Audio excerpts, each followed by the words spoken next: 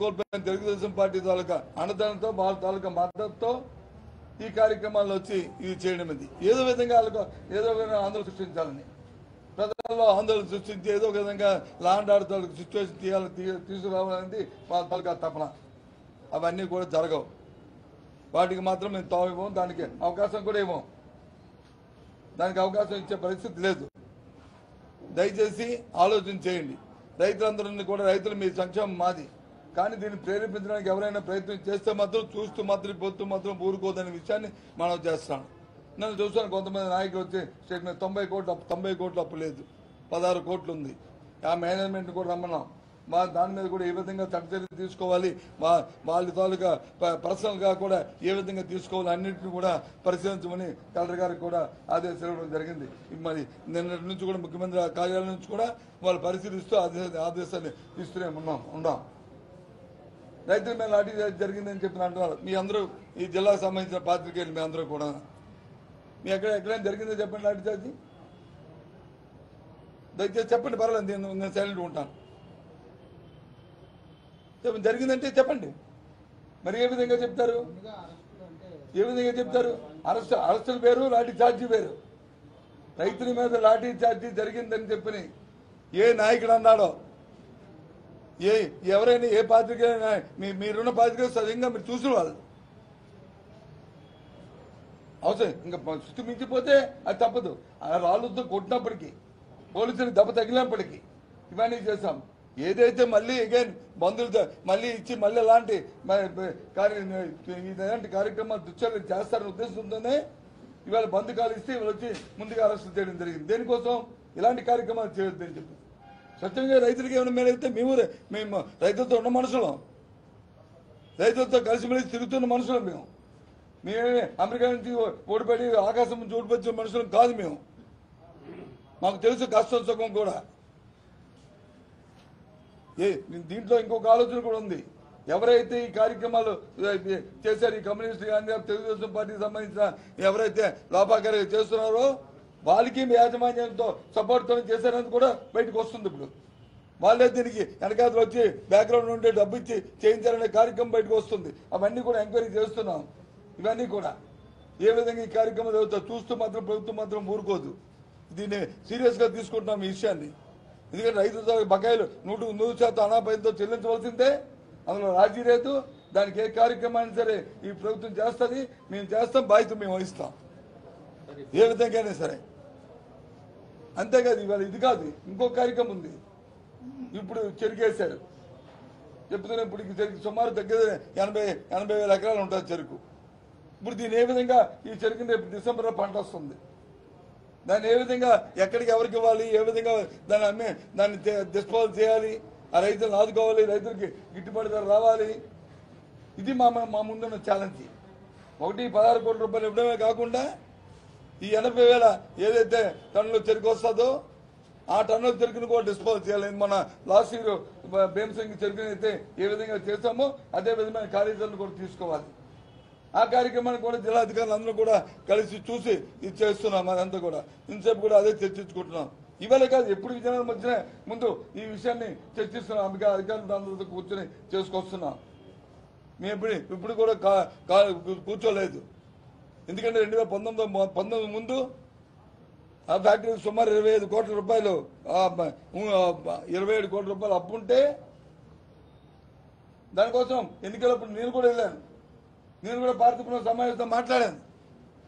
ఇది దురదృష్టకరం, ప్రభుత్వం నిమ్మకం ఉంటుంది, ఈ ఫ్యాక్టరీ యాజమాన్యం రైతులు మోసం చేస్తుంది అని చెప్పి నేను మాట్లాడాను. కాబట్టి ప్రభుత్వం వచ్చిన వెంటనే దాని మీద ఇచ్చి యాక్షన్ తీసుకున్నాం, చర్య తీసుకున్నాం. దానికి తగ్గట్లు సమస్య పరిష్కారం కోసం పరిష్కారం చేసి ఆ సమస్యకు వచ్చి తీసుకొచ్చాం. అయితే దురదృష్టం బిఫోర్ లాస్ట్ ఇయర్ కొంత 5-6 కోట్లు, లాస్ట్ ఇయర్ జరిగింది కొంత బకాయిలు పెట్టి ఇది ఇచ్చి లాస్ వచ్చిందని చెప్పి యాజమాన్యం చెప్తుంది. కానీ నమ్మడానికి అవకాశం లేదు. మేమైతే అసలు చెప్పొచ్చు, ప్రభుత్వం నమ్మడానికి నమ్మకం మాకైతే లేదు. అన్ని చర్యలు తీసుకోబట్టే ఇవాళ చూడండి 30,000 బస్తాలు ఇంకా మరి కస్టడీలో ఉంది. ఎందుకు ఉంది?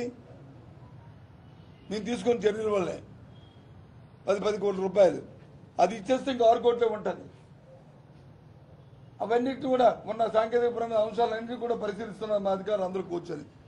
దాంతోపాటు ఇవి కూడా అప్పులు ఇచ్చేసి ఈ అప్పులు బకాయిలు కూడా ఎట్టి పరిస్థితుల్లో అనా పైసలతో సహా తీర్చాలని. ఇది రైతు కష్టాలు తిరిగి రైతు కష్టపడి పండించుకున్న పంట దానికి ఇవ్వాలి. అది మా బాధ్యత. ప్రభుత్వం అది మాకు ప్రైవేట్ సంస్థ అయినప్పటికీ కూడా అది మా బాధ్యత కాదు, మాది కాదు, మాకు దీంతో సంబంధం లేదు అని తెలుగుదేశం పార్టీ నాయకులాగా చంద్రబాబు నాయుడు ఆనాడు ఉన్న మంత్రులాగా మేము తయారుగా లేము. ప్రైవేట్ సంస్థ అయినా సరే ఈ రాష్ట్రంలోని సంస్థ రైతులతో ముడిపడిన సంస్థని దాన్ని పూర్తిగా కూడా చేయాలనే తపంతోనే ఇవాళ ఆలోచన చేస్తున్నాం ఈ కార్యక్రమం అంతటిని కూడా. కాబట్టి దీంట్లో మాత్రం లేదు. ఏదైతే నేను రోజున ధర్నా చేసి ధర్నాన్ని పేరు పెట్టి శాంతి భద్రతకు ఆటంకం కలిగిన ప్రయత్నం చేసిన నాయకులు ఉన్నారో వాళ్ళు రైతులా కొంచెం చెప్పండి, రైతులని చెప్పండి. నాకు తెలిసి ఒకరికో అరకో ఉంటే బకాయి ఉంటే ఉండొచ్చు తప్ప వాళ్ళకెవరికి బకాయిలు లేవే. ఉన్నాయో చెప్పనండి, మీరు వెళ్ళి అడగండి. వాళ్ళ బకాయిలు, వాళ్ళ పేర్లు, వాళ్ళ బకాయిలు ఎంత ఉన్నాయో. ఈ సాంప్రదాయం ఎప్పుడు జిల్లాలో ఉందా? ఎందుకు ఇలాంటి సాంప్రదాయ శాంతించకుండా ఇలాంటి జిల్లాల్లో ఇలాంటి కార్యక్రమాలు చేస్తున్నారు? ఎంత దురదృష్టకరం అంతే చెప్పడానికి అంటే చాలా సిగ్గుపడుతున్నాను. రాత్రి ఒక నాయకుడు అదే పార్టీ అదే Pawan Kalyan cinema actor party వాడు వచ్చి మెసేజ్ పెడతాడు. వాడు వచ్చి మాట్లాడతా మెసేజ్ పెడతారు. ఏమని రండి ఇవాళ మీ బిర్యానీ ప్యాకెట్లు ఇస్తాము, ఇక్కడ వచ్చి ఎన్ని పెడుతున్నాము, భోజనాలు పెడుతున్నాము, రేపు ధర్నాకు రండి, రేపు రండి అని చెప్పి పెడుతున్నాడు. ఏమనుకోవాలా? వాడిని క్షమించాలా? వాడిని ఏ చర్య తీసుకోవాలి మీరు చెప్పండి. ఇలా దుశ్చర్య చేసిన వచ్చి ఇంకా మనం ఎంకరేజ్ చేయాలా? జిల్లాలో ఆ పార్టీలు వచ్చి ఇంకా అనాలా? ఆ నాయకుడు ఆలోచన చేయాలా ఇలాంటి కార్యక్రమాలకి? ఒకవేళ నువ్వు వచ్చి రైతుల తాలకు అసంతృప్తి రైతులు దాన్ని అమలు చేస్తామంటే మీరు అందరూ రండి, ఈ కార్యక్రమం ప్రభుత్వంపై ఒత్తిడి తీసుకొద్దామని చెప్పి మెసేజ్ పెడతావా? మీ అందరూ రండి, భోజనాలు పెడతాను, బిర్యానీ పెడతాను, మందు ఇస్తాను అని చెప్పి మెసేజ్ పెడతావా? ఇదే ఈ ధర్మ పవన్ కళ్యాణ్ పార్టీకి.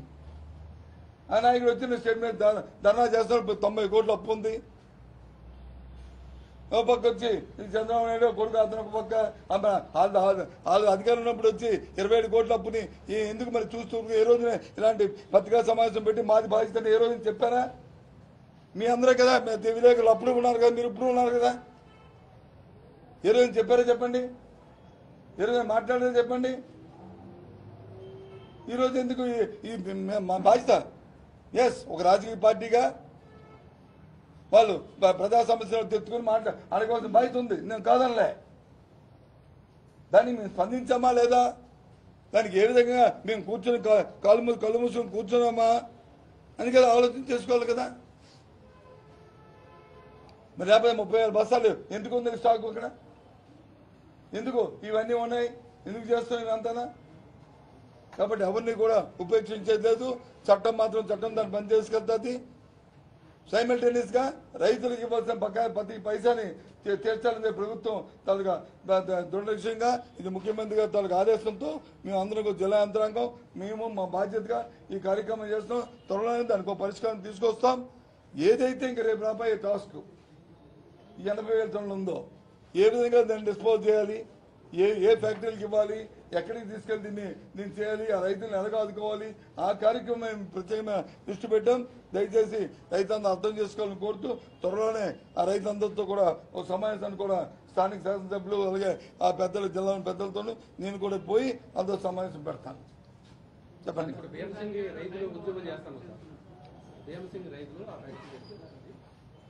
తెరిపించాలన్నా నాకు తెలిసి ఎవరు నువ్వుగా అంటున్నావు కదా, ఎవరైనా చెప్పమని రైతులు తెరిపించాలని చెప్పిన వాళ్ళని నాకెవరు చెప్పలేదు. ఎవరు చేస్తున్నారు?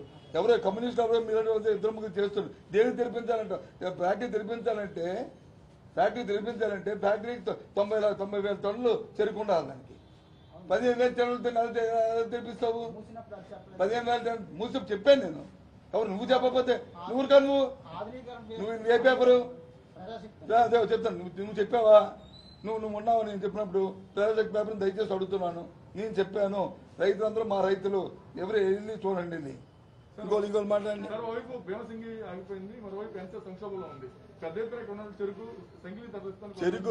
చెరుకు రైతులు తాలూకాని అందుకే చెప్తున్నాను. చెరుకు భీమసింగ్ ఫ్యాక్టరీని తెరిపించడంలో ఇబ్బంది అభ్యంతరం లేదు.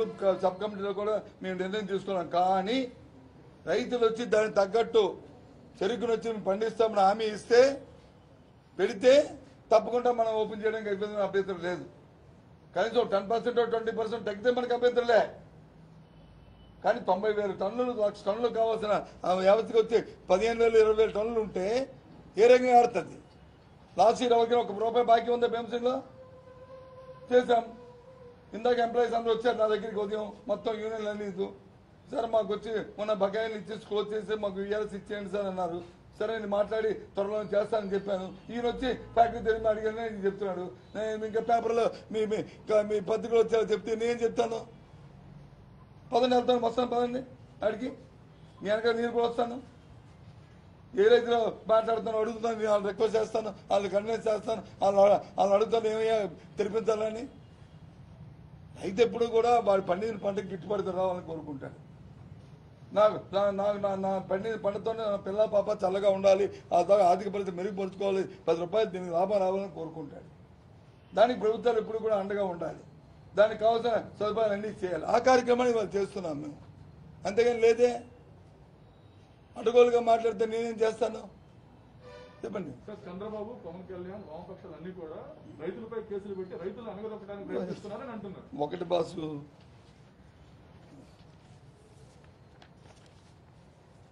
ఇదిగో కేసులు, ఇదిగో ఇదన్నా ఎవరైతే రిమైండ్ పెట్టారో పేర్లు ఇవి. ఇందులో కృష్ణమూర్తి గారు రైతా? చెప్పండి చెప్పండి. ఆయన మీకు తెలుసు, నాకు తెలుసు చిన్నప్పటి నుంచి ఉద్యమ నాయకుడు. అవునా? అయితే ఉద్యమాలు చేయకూడదానంటే నేను చేయకూడదు అన్నాం. శాంతియుతంగా జరిపించే తీరుతో ఉండాలి. చేయొద్దని నేను చెప్పట్లేదు, శాంతియుతంగా ఉండాలి. కానీ ఉద్యమాలు చేస్తున్నప్పుడు ఏదైనా ఇన్సిడెంట్ జరిగితే నాయకుడి బాధ్యత వహించాలి. రైతా చెప్పనండి. లేదు కోరాడు ఈశ్వరరావు వచ్చి ఈయన రైతా చెప్పనండి. ఆయనకి బకాయి ఉందా ఫ్యాక్టరీలో చెప్పనండి. లేదు వెంకటరమణ గరికోసం వెంకటరమణ ఎదురున్నాడు, ఇతను రైతా, అతనికేం బాకీ ఉందా ఆయన చెప్పనండి. ఇలాగా ఎందుకు ఇవి? అదే నేను అంటుంది అదే. నేను మీరు చెప్తున్న మాటనే చెప్తాను. రాజకీయ పార్టీలను వచ్చి ప్రాతినిధ్యం వ్యక్తులం, లేదా ఉద్యమాలకు ప్రాతినిధ్యం వ్యక్తులం. ఉద్యమాలకు ప్రాతినిధ్యం వచ్చి ఉద్యమాలు చేయడం తప్పు కాదు. ఆయా సమస్య పట్ల ఆ సమస్యని ప్రభుత్వం దృష్టి తీసుకొచ్చి ప్రభుత్వం ఒత్తిడి చేయడంలో తప్పు కాదు. కానీ సమన్వయం పాటిస్తూ వచ్చిన అవకాశాన్ని వచ్చి దాన్ని వచ్చి చట్టవిరుద్ధంగా అశాంతిని కలిగిస్తూ, శాంతి భద్రత విఘ్నం కలిగిస్తూ రాళ్లతో కొట్టి, రెప్పలతో కొట్టి, కర్రలతో కొట్టి ఈ కార్యక్రమం చేయడం తప్పు. నేను ఉద్యమాలు చేశాను, నేను ధర్నాలు చేశాను, నేను అపోజిషన్ ఉన్నప్పుడు వచ్చి నిరాదరణ చేశాను. ఇలాంటి కార్యక్రమాలు చేశామా చెప్పండి. అంతనా వేయిపోవడం వైఫల్యం ఏంటి? అలాగవుద్దండి. అంచనా వేసాము. ఇవాళ వచ్చి అవసరం చేసాం. మీరు అడుగుతున్నారు కదా అమ్మమ్మ అరెస్ట్ చేశారని. ఇప్పుడు మీరు రాగానే నన్ను ఎవడు ఫస్ట్ క్వశ్చన్ ఎవడు ఎలాగ వచ్చి అవసరం చేశారండి, ఎక్కడెక్కడ నిర్బంధించేస్తానండి. అంచనా వేసి నిర్బంధించాలి. అప్పుడు కూడా అంత నిర్బంధించా అని మేము మాట్లాడుకున్నాం. కానీ ఇటువంటి కార్యక్రమం చేస్తారని అనుకోకుండా మమ్మల్ని ధర్నా చేస్తే తప్పు. వాళ్ళ విషయాన్ని బయటకు వస్తే ఇంకా మేనేజ్మెంట్ మీద ప్రెజర్ వస్తుంది. వాళ్ళ మీద మేము కూడా చర్య తీసుకోవడానికి వాళ్ళ మీద అవసరం దొరుకుతుంది. వాళ్ళని యాక్షన్ తీసుకోవచ్చు. అవసరమైతే వాళ్ళ ఆస్తులు స్వాధీనం చేసుకుని అమ్మి ఆ రైతులకు వచ్చి ఇవ్వచ్చు అనే ఆలోచనతో కూడా సెకండ్ లైన్లో కూడా ఉన్నాం. కానీ ఇలాంటి స్టోన్ పుల్లింగ్ రాళ్ళతో ఏ వ్యాక్స్ అయిపోయారండి. 15 సంవత్సరం నుంచి అప్పు ఉంది కదా బాసు. 15 సంవత్సరం నుంచి 1927 కోట్ల అప్పు ఉంది. అప్పుడు మేము ఉద్యమాలు చేస్తాం. ఈ రకమైన ఉద్యమాలు చేస్తామా? ఆ రైతుతో మేము ఉన్నాం కదా. ఆ రైతులు అక్కడి నుంచి కొత్తగా పుట్టి రాలేదు కదా, అక్కడ ఉన్న రైతులే కదా. ఆ రైతుకు అప్పుడు ఉంది ఇప్పుడు ఉంది అప్పు కదా. రైతు ఎందుకు ఆ పని చేస్తాడు? చేయడు. రైతును ముందు పెట్టి దుష్టశక్తులు దుర్మార్గ ఆలోచనతో కొందరు వ్యక్తులు కొన్ని రాజకీయ పార్టీలు దేశం చూస్తుంది. ఇది దయచేసి అది చేయకండి. రైతుల్ని రైతుగా చూద్దాం, రైతుల్ని సోదరభావం చూద్దాం. రైతులు వచ్చి వాళ్ళ మీద లేనిపోయిన ఆపాదనలు చేయకండి. రైతు అన్నం పెట్టేవాడిని పెట్టి రాజకీయాలు చేస్తే దేవుడు క్షమించడు. దయచేసి ఆ పనులు చేయొద్దని చెప్పి చేస్తున్న వ్యక్తులను అడుగుతున్నాను. ముఖ్యంగా మీరు పేరు ఎత్తిన ఆ చంద్రబాబు నాయుడు గారిని, ఆ పవన్ కళ్యాణ్ గారికి చెప్తున్నాను. మీ ఇద్దరు ఫ్రెండ్స్ అని తెలుసు, మీ ఇద్దరు బాయి అని తెలుసు. నాకు విషయాన్ని రండి, విషయ పరిజ్ఞానంతో రండి, విషయం తెలుసుకొని రండి. విషయం తెలుసుకొని వస్తే దానికి మీరు అడిగిన సమాధానం పెద్దదానికి సమాధానం చెప్తాం. సమాధానం చెప్పబోం. ఉదాహరణ చిన్న విషయం చెప్తాను. నిన్న పండుగ రోజు చంద్రబాబు నాయుడు గారు స్టేట్మెంట్ ఇచ్చారు. రాష్ట్రం వచ్చి అంతా వచ్చి గంజాయితం అయిపోతుంది, దేశంలో విదేశాలను అయిపోతుంది, అసలు ఈ రాష్ట్రంలో పోలీసు వ్యవస్థ లేదు అని డీజీపీ మీద, రాష్ట్రంలో డీజీపీ మీద ఎంత ఇష్టారాజ్యంగా మాట్లాడాడు. మీ అందరూ చూసారు లేదు టీవీలోను ఆయన స్పీచ్ని. పోలీసు వ్యవస్థ లేదు, ఇవాళ ఏది గంజాయి అనేది ఇవాళ పుట్టుకొచ్చినట్లు, ఇవాళ చేసినట్లు ఆయన మాట్లాడు. మీకు ఒక వీడియో చూపెడతాను, మీరు చూడండి. దాంతో మీరు వచ్చి అది ఎప్పుడు పుట్టిందో, అసలు ఈ రాష్ట్రంలో ఎప్పుడు గంజాయి ఉందో, దేశంలో విదేశాల్లో ఉందో, ఎక్కడ ఉందో ఒకసారి మీరు చూడండి. మీకు చూపెడతాను. చూసిన తర్వాత అప్పుడు మీరు ఏం చేస్తారో చెప్పండి నాకు. అది తప్పు కదా. అది రాష్ట్రంలో ఉన్న డీజీపీ మాట్లాడటం అనేది తప్పు కదా.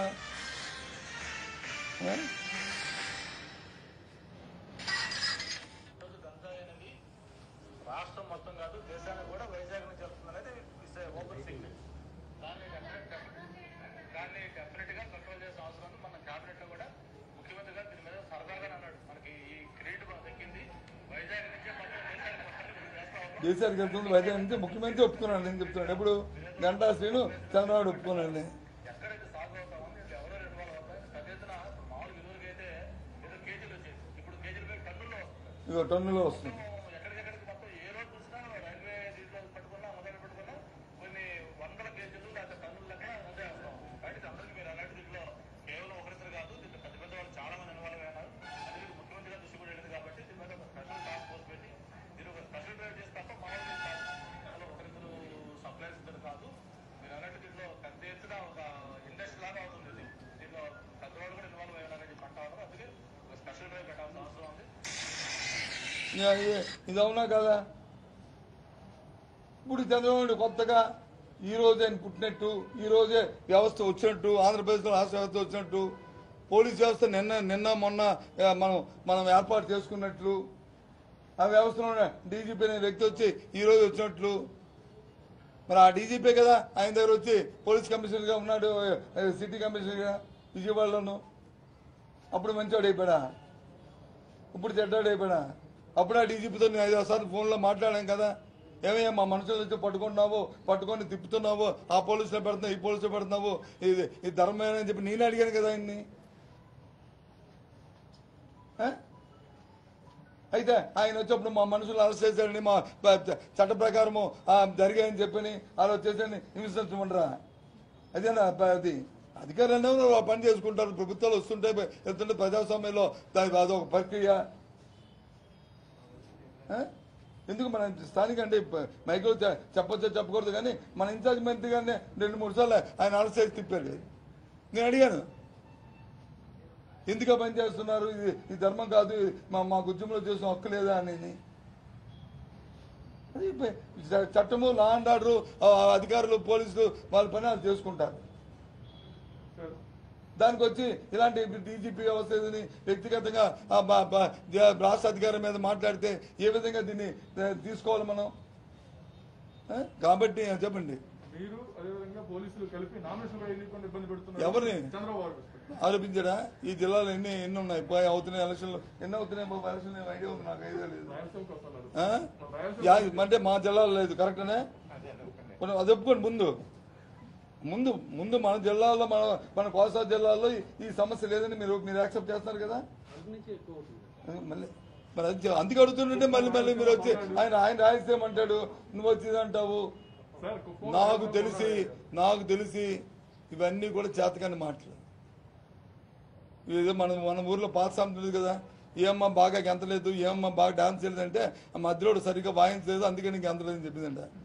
చేతకాని మాటలు ఇవి. నిన్నటి వరకు బాయ్కట్ చేస్తాను, ఇవాళ వచ్చి ఎలక్షన్ వస్తాను అంటే నిన్నటి వరకు ఇప్పుడు ప్రభుత్వం మీద నమ్మకొద్దని ఎలక్షన్ ముందుకు వచ్చాడు. ఏమన్నా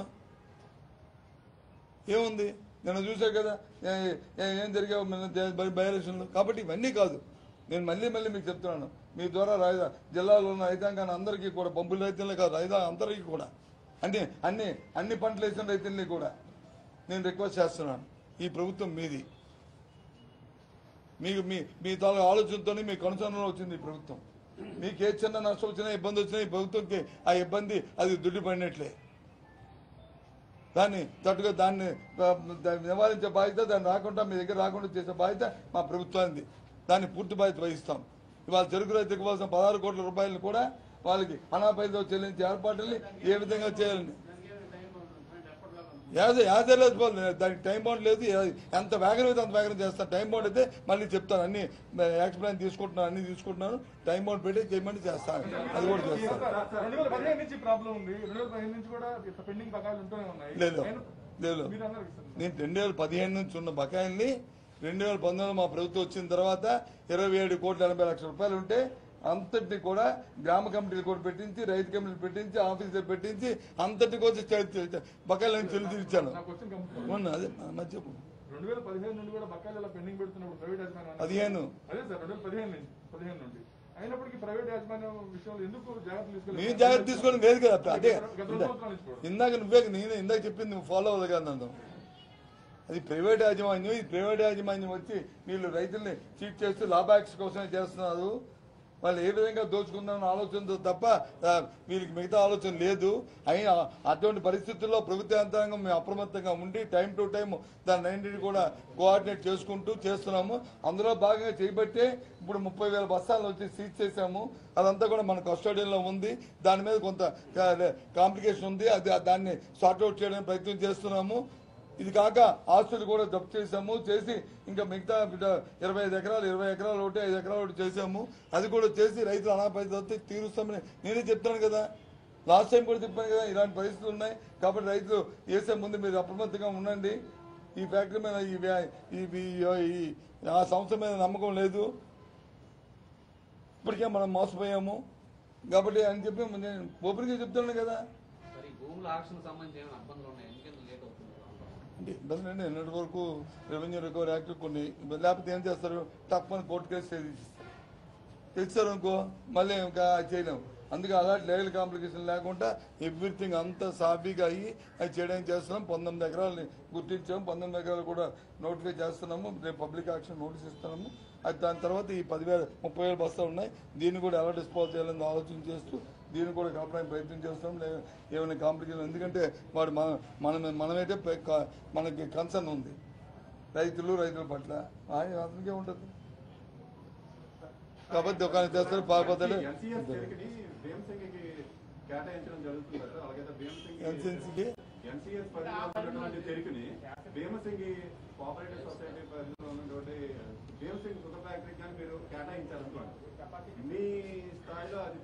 ప్రారంభం అవడానికి అవకాశం ఉంది. డిస్టెన్స్లు, ఆ లాజిస్టిక్, ఆ ట్రాన్స్పోర్ట్ కాస్ట్ అవన్నీ చూసుకోకపోతే మళ్ళీ దెబ్బతినేస్తాం. మళ్ళీ ఈ మెసేజ్ దీనికి ఎక్స్ప్లెయిన్ చేయాలి. ఎక్స్ప్లెయిన్ చేయడానికి ప్రభుత్వం చేస్తాం, ఏదో 10 కోట్లు 20 కోట్లు 30 కోట్లు పెట్టి చేయిస్తాను. కానీ ఈ డిస్టెన్స్లు ఇవన్నీ కాంప్లికేషన్ వస్తాయి. అవన్నీ చూసుకోపోయామంటే దెబ్బతినేస్తాం. రైతుకి ఎప్పుడు కూడా ఏదైతే ప్రభుత్వం సపోర్టింగ్ ప్రైస్ కంటే ₹1 తక్కువడానికి లేదు. ఆ డబ్బు ఇవ్వాలి మనం, అవన్నీ చేయాలి. అందుకే ఇవన్నీ చూసుకొని చేయాలి. అయినా సరే భీమసింగ్ వచ్చి డైవర్సిఫై అయిపోయారు వీళ్ళు. ఇక్కడ ఉన్న రైతులు వీళ్ళు ప్రతి గ్రామంలో నేను మీటింగ్లు పెట్టాను, చూశాను అందరితో. వాళ్ళందరూ కూడా దీనికంటే మాకు పచ్చని పంటలు ఏదైతే ఉన్నాయో, ఏది మేజ్ కానీ లేకపోతే ఇంకొక ఇవి కానీ వేస్తే బాగుంటుంది అని అనుకుంటున్నారు. ఇక్కడ కూడా పామాయిల్ని బాగా వస్తుందని చెప్పని బొబ్బుల సైడ్ కూడా అందరూ కూడా ఆలోచిస్తున్నారు. అది వేస్తే ఎక్కువగా దీని మీద మనకి గిట్టుబాటు అవుతుందని కూడా అనుకుంటున్నారు. ఆన్లైన్ కూడా ఆలోచన చేస్తున్నారు. రాజధాని రైతులు పాదయాత్రకు ఎలా స్పందిస్తారు? ఏంటి పాదయాత్ర? అదే రాజధాని రైతు అంటే ఎవరు వాళ్ళు? తెలుగుదేశం పార్టీ వల్ల అనగా పాదయాత్ర తెలుగుదేశం పార్టీ నడిపిస్తుంది. తెలుగుదేశం పార్టీ కార్యకర్తలు నడుస్తున్నారు. ఎవరు నడుస్తున్నారు? రాజధాని రైతులకి ప్రభుత్వం వచ్చి నష్టం చేసింది. ఏంటి నష్టం చేసింది? వాళ్ళకి ఇవ్వాల్సిన న్యాయకుడి మానేసామా? వాళ్ళకి ఇవ్వాల్సిన పెన్షన్ మానేసామా? లేకపోతే వాళ్ళకి ఇవ్వాల్సిన టెంప్లాట్స్ డెవలప్ చేయడానికి కొంచెం ప్రణాళిక సిద్ధం చేయడం మానేసాం. అన్నీ చేస్తున్నాం కదా. ఏంటి వాళ్ళకి చేసిన నష్టం? కాదు క్యాపిటల్ విశాఖపట్నం మానేసి అక్కడే ప్రజాసంస్థ ఎన్నుకోబడిన ప్రభుత్వాలకి పాలసీలు ఉంటాయి. ఆ ప్రకారం చేస్తుంది. ఏ రకంగా అది వచ్చింది? చెప్పాను కదా, సాంకేతికపరమైన అంశాలు పెట్టి కోర్టులకు వెళ్ళి తెలుగుదేశం పార్టీ రాష్ట్రానికి వినాశానికి తయారైంది. ఈ రాష్ట్రంలో ఏ విధమైన అభివృద్ధి జరగకూడదు, ఏది కనిపించకూడదు, అన్ని గొడవలు రావాలి, కొట్టాలు రావాలి, తిట్టాలు రావాలి. ఇదే పని, ఇంకో పని లేదు. తెల్లవారు ఇస్తే ఏమనంటే పెద్ద పెద్ద మాటలు. 30 సంవత్సరాలు 40 సంవత్సరాలు ఇండస్ట్రీ. ఎందుకు ఇండస్ట్రీ? వల్లకాడ ఇండస్ట్రీ పనికొచ్చేది అంతే. ఎన్ని సంవత్సరాలు ఉంటాయి? 3 సంవత్సరాలు నాకు 3 చాలు. ఎందుకు పనికిరాని ఎన్ని సంవత్సరాలు ఉంటాయి? దయచేసి మిమ్మల్ని అందరినీ కూడా అర్జిస్తున్నాను. మీరు సోదరులు కూడా మీ అందరూ విజయనగరం సంబంధించిన వారు, బయట నుంచి చూసిన స్థానికంగా ఇక్కడ సరిపడిన వాళ్ళు ఉన్నారు, ఇక్కడ ఉన్నారు. జిల్లా తాలూకా వాతావరణం పాడు చేయకండి. ఏమైనా చిన్న ఏదైనా ఉండే మా దృష్టికో లేకపోతే మా ఆఫీసర్స్ అన్ని మేము సార్ట్అవుట్ చేస్తాం. అంతేగాని ఉన్నదాన్ని లేని దాన్ని ప్రేరేపించి రైతుల మీద లాఠీ చార్జ్ జరిగిందని ఎంత అన్యాయమండి రాయడం. అది ఏ రైతు మీద లాఠీ చార్జ్ పోలీస్ చేసరికి ఎస్పీ ఉన్నారు ఇక్కడ. అది టీవీలో చెప్పడం, అది పేపర్లో రాయడం తప్పు కదండి. అది లాఠీ చార్జ్ చేశారని ఈ టీవీ వద్దే. మరి ఇది అన్నది కదా. ఎవరా మీ టీవీలోను ఒక నిమిషం. మీరు చెప్పిందా 100% అంగీకరిస్తున్నాను. ఒకవేళ నేను అదే బాబు నేనేమో తప్పు మాట్లాడితే నేను వచ్చి విత్డ్రా చేసుకుంటున్నాను, నాకు బెదిరించాలని లేదు. కానీ మరి ఏ విధంగా మరి పవన్ కళ్యాణ్ చంద్రబాబు అన్నాడు రైతుల మీద లాఠీ చార్జ్ చేశారు. రైతు ఇంతమంది మీరే చెప్తారు జరగలేదండో అని మీరే గోల్ పెట్టి మైకిల్ ముందు చెప్తుంటే మరి ఏ విధంగా చెప్పారు అన్న? ఏ విధంగా మాట్లాడారు? అందుకే అంటున్నాను. అందుకే మీరే సాక్ష్యం. మరి ఏ విధంగా తప్పు కదా అని అన్నాం. అలా లేదండి సృష్టించడం తప్పు కదా. దాని నుంచి రాజకీయంగా లబ్ధి పొందాలనుకోవడం తప్పు కదా. సో ఈ ఎట్టిపోతే అలాంటి పని చేయదు. చాలా సమయంతో మా జిల్లా అధికారులు ఇద్దరు, మా కలెక్టర్ గారును మా ఎస్పీ గారు సమయం చేసుకుంటూ ప్రతి విషయాన్ని కూడా క్షుణ్ణంగా డిస్కస్ చేసుకుంటూ ఈ చిన్న దాని కాంప్లికేషన్ లేకుంటే ప్రతి విషయాన్ని సార్ట్అవుట్ చేయడానికి జిల్లా యంత్రాంగం అంతా కూడా పాటుపడుతుంది. దయచేసి మిమ్మల్ని కూడా సపోర్ట్ చేయమని కోరుతున్నాం. లేలే తప్పు అంతే. ఎలా వచ్చింది అదే అంటున్నాను. రాళ్ళు వేయబట్టి పోలీసులు ముందుకు తెలదా? పోలీసులు వచ్చి ధర్నా చేశారు. బాబు రోడ్డు తాగులేకుండా అడుగుతాము, అడిగితే రాళ్ళు ఇస్తూ కొడతారుగా.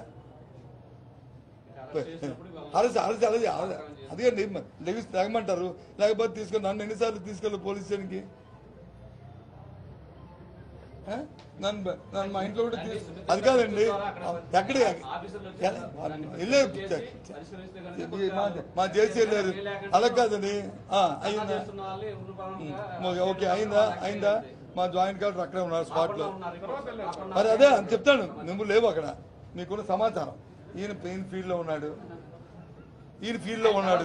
మరి తర్వాత మరి జరిగిన తర్వాత అప్పుడే కదా అయిపోయిందా?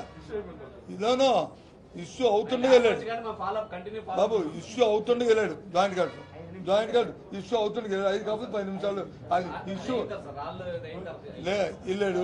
వెళ్ళిన తర్వాత ఒక రోజు దమాయిస్తున్నాడు. రారా బాబు నీకు ఎంత బాకీ ఉందో చెప్పు, నువ్వు నీకు ఇప్పిస్తానని చెప్పి పిలిపించాడు. అటు పారిపోతున్నాడు. ఎందుకు బాకీ లేదు? రాళ్ళతో కొట్టడానికి వచ్చాడు, కొట్టడానికి తీసుకొచ్చారు,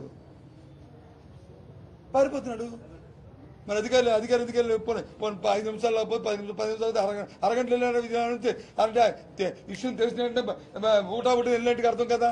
అంటే ఎంత అప్రమత్తం ఉన్నాము, ఎంత కాన్షియస్గా ఉన్నాము. సరేలే అయిపోతుందా, ఎవడు చూత పడతాలే, ఎవడో కొడతాడులే, ఎవడో తిడతాడులే, దెబ్బలు తల్లిని చూద్దాం అనలే కదా. ఎందుకో ఒక రెస్పాన్సిబుల్ అధికారి అంత వేగంగా వెళ్ళవలసిన అవసరం వచ్చింది అంటే ఏంటి? అతను బాధ్యత. అంటే ఎంత అలర్ట్గా ఉన్నది జిల్లా యంత్రాంగం, అది కదా మనం తీసుకోవాల్సిన ఇక్కడ విషయం. అది తీసి ఊరిగా ఏంటంటే మీరే చాలాసార్లు సందర్భం జరిగిన మన్నాడు వెళ్ళడం, జరిగిన 6 గంటల తర్వాత వెళ్ళడం, జరిగిన 3 గంటల తర్వాత ఇక్కడ వెళ్ళలే కదా, వెంటనే వెళ్ళాం కదా, నిమిషంలో అక్కడ ఉన్నాడు కదా జాయింట్ కలెక్టర్. ఈజ్ రెస్పాన్స్, ఈయన కదా మానిటరింగ్ ఆఫీసులో ఆ చొక్కబయట చూస్తుంది, వెళ్ళాడు కదా. మరి ఇంకే అందుకు దయచేసి ఇంకో బాధ్యత కాదు, బాధ్యత మాట్లాడుతామంటే ఏదో ఎవరి మీద మనం మాట్లాడుతాం కాదు. రైతుల్ని మనం రైతుగా చూస్తూ రైతుకి మేలు జరిగే మాటని మాట్లాడి ఓ సానుభూతి మనం ప్రకటించాలి. ఒకవేళ ప్రభుత్వం ఒత్తిడి తీసుకోవడం తప్పు కాదు, రైతుల బకాయిలు చెల్లించాలి అర్జెంటుగా, ఇదేం ప్రభుత్వం అని మాట్లాడండి, కాదనలేదు. మేము ప్రభుత్వం దాని సమాధానం చెప్తాం, దాన్ని సమస్య పరిష్కారం చేస్తాం. కానీ వాళ్ళతో కొట్టడం, కర్రలతో వచ్చి ఎక్కడో టీవీలో చూసామని అలాంటి కార్యక్రమాలు చేద్దాం అనుకుంటే అది మాత్రం సహించేది లేదు. అది మాత్రం దాన్ని మాత్రం చూస్తూ మాత్రం ఊరుకోము. ఏంటి సైమిల్టేనియస్గా ప్రతి రైతుకి కూడా పూర్తి బాధ్యతగా డబ్బుని ఇచ్చిపించే బాధ్యత మా జిల్లా యంత్రాంగాంది, మా ప్రభుత్వంది. Okay, thank you. జీవం పోసే ప్రయత్నం చేయాలంటే మనం భీమసింగిలోను మనం రైతులందరినీ సమాజం పెట్టమని నేను పెడతాను. మీ అందరూ కూడా రండి, నాకు అభ్యంతరం లేదు. మళ్ళీ మేము వచ్చి ఇక్కడ అందరం వేస్తామని. ఎందుకు తగ్గడానికి కారణం అని చెప్తాను. 2 విషయాలు మనం అర్థం చేసుకోవాలి కదా. ఒకటి, చెరుకు పండించే పెట్టుబడి పెరుగుతుంది. 2, నీటి చెరుకు కావాల్సిన బాగా నీరు. మన జిల్లాది మన ఇస్తున్నాం గిట్టుబడి, అది కూడా సరిపోతుంది అంటారు. అది కదమ్మా, ఇప్పుడు 2700 లాస్ట్ టైం ఇచ్చాం, 2707 రూపాయలు ఇచ్చాం. ఇప్పుడు 2750 కేంద్ర ప్రభుత్వం ప్రకటించింది. అది కాక ఒక్కోసారి ఫ్యాక్టరీ 200 రూపాయలు గవర్నమెంట్ వచ్చి ఇన్సెంటివ్ కింద కూడా ఇస్తుంది. ఒకసారి 100 రూపాయలు ఇచ్చాము, ఒకసారి 50 రూపాయలు ఇచ్చాము, ఒకసారి 200 ఇచ్చాము రాజశేఖర్ గారు ఉన్నప్పుడు. తర్వాత ఈ ప్రభుత్వం కూడా 50 రూపాయలు 100 రూపాయలు ఇన్సెంటివ్ ఇచ్చాము. ఇంకా ఫ్యాక్టరీకి ఉన్న బకాయిలు అన్నింటినీ కూడా 100 కోట్లు ఇచ్చి ఫ్యాక్టరీ బకాయిలు అన్ని కూడా తీర్చి మళ్ళీ ఫ్రెష్గా మళ్ళీ ఓపెన్ చేశాము. అయినప్పటికి కూడా రైతుకి అది గిట్టుబాటు అవ్వట్లేదు. దాని మీద మేజ్ ఎక్కువ అవుతుంది. మేజ్ వేస్తే ఒకటి మీకు చెప్తాను మాసు, రైతుకి ఏదైతే మీకు గిట్టుబాటు ధర బాగుంటుందో, ఏ పంట వేస్తే అతనికి బాగుంటుంది అనుకుంటే ఆ పంటకి వెళ్తారు. దాన్ని మన ప్రభుత్వం వచ్చి దాన్ని ప్రోత్సహించాలి, సహకరించాలి. ఎందుకు కొత్త వంగడాలు వస్తాయి, పాత రకాలు వేస్తే 20 బస్తాలు పడుతుంది, వేస్తే 40 బస్తాలు పడుతుంది, దాన్ని ఎందుకు మనం సహకరిస్తాము?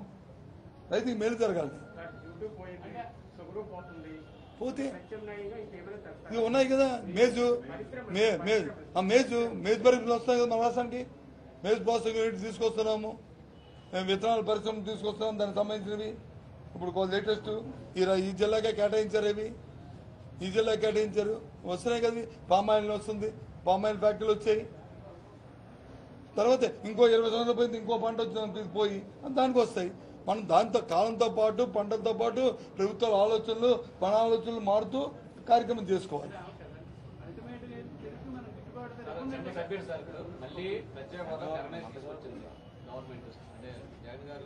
మాట్లాడతారు తెర మీద తీసుకురావడం ఏంటి? ఈ సమస్య మా ప్రభుత్వం మా ప్రభుత్వం ఇది జరిగి తీరాలని కోరుకుంటుంది. ఇది ఈ సంవత్సరం తీరుతుందా, వచ్చే సంవత్సరం తీరుతుందా, వచ్చే ప్రభుత్వం తీరుతుందా? మాకు అవకాశం ప్రతిసారి దాన్ని ఫ్లాగ్ చేస్తాము. అవకాశం ఉన్నంత వరకు దాన్ని తేవడానికి ప్రయత్నాలు చేస్తుంటారు మా సీఎం. ఇంక ఇదేం తెర మీద తీసుకురావడం కాదు, ఇదేం చచ్చిపోలేదు సమస్య, లేదు అవ్వలేదు. ఫోరం బట్టి వస్తుంటుంది సమస్య. మౌనంగా 2 సంవత్సరాలు బట్టి ఎక్కడే 2 సంవత్సరాలు బట్టి ఎక్కడ మీటింగ్ జరగలేదు. 2 సంవత్సరాలు బట్టి మీటింగ్ జరగలేదు. ఎప్పుడు ప్రధానమంత్రి కలిసి ఈ సమస్యని మెయిన్ ఎజెండా కింద ఫస్ట్ లైన్ లో పెట్టుకొస్తున్నాము. రేపు మన ఉత్తర భారతదేశం దక్షిణ భారతదేశం సమావేశం జరుగుతుంది కాబట్టి, చీఫ్ మినిస్టర్ సమావేశం జరుగుతుంది కాబట్టి ఈ సమావేశంలో ట్రాక్ చేయాలని ముఖ్యమంత్రి ఆలోచన చేసి అది చేశాము. దేనికి ఎవరు అడుగుతున్నాడండి? చంద్రబాబు నాయుడు అడిగాడంటే పోనీ ఏదో వాళ్ళకి వీళ్ళకి ఏదో ఉందనుకోని ఇతను కావడానికి ఎక్కడ హక్కు ఉంది? ఇతను వచ్చి నేను వచ్చేసి నా ఇలయన్స్ పార్టీ అంటాడు, మా గంటకి వచ్చి కాదంటాడు. అతనికి ఒక క్లారిటీ లేదు. అతను మనిషి అతను మాట్లాడుతున్నందుకు మేము సమాధానం చెప్పడం మా కర్మకి. ఏం కర్మ ఇది? ఏం 3 రోజులు కాదు, 7 రోజులు 7 గంటలు ఇమ్మండి అట్లేను. దేని డెడ్ లైన్ ఇల్లు అతను మాట్లాడమని రోజు ఎందుకు మరి ఆ పార్టీతో ఎందుకు సైజు పెట్టుకున్నప్పుడు మాకే మేము వెళ్తాం ఆ పార్టీ అతను వచ్చంట ఇద్దరు ఫ్రెండ్స్ అంట మేము వచ్చి ఇతను తీసుకెళ్తామంటది వాళ్ళిద్దరు ఏం తగులు వస్తే అప్పుడు తీసుకెళ్తాం వాళ్ళిద్దరికి బాబాబు నువ్వు కూడా వాళ్ళిద్దరు ఫ్రెండ్స్ రోజు ఆడుకుంటారు మాట్లాడుకుంటారు ఏంటి ఇదంతా. అందుకే ఎవరైనా రాజకీయ పార్టీ అంటే ఒక నిబద్ధత ఒక కమిట్మెంటు ప్రజల పట్ల వాళ్ళకి అంకిత భావము ఉండాలి.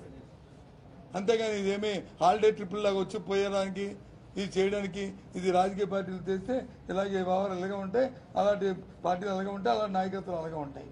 Okay bye, see you. Okay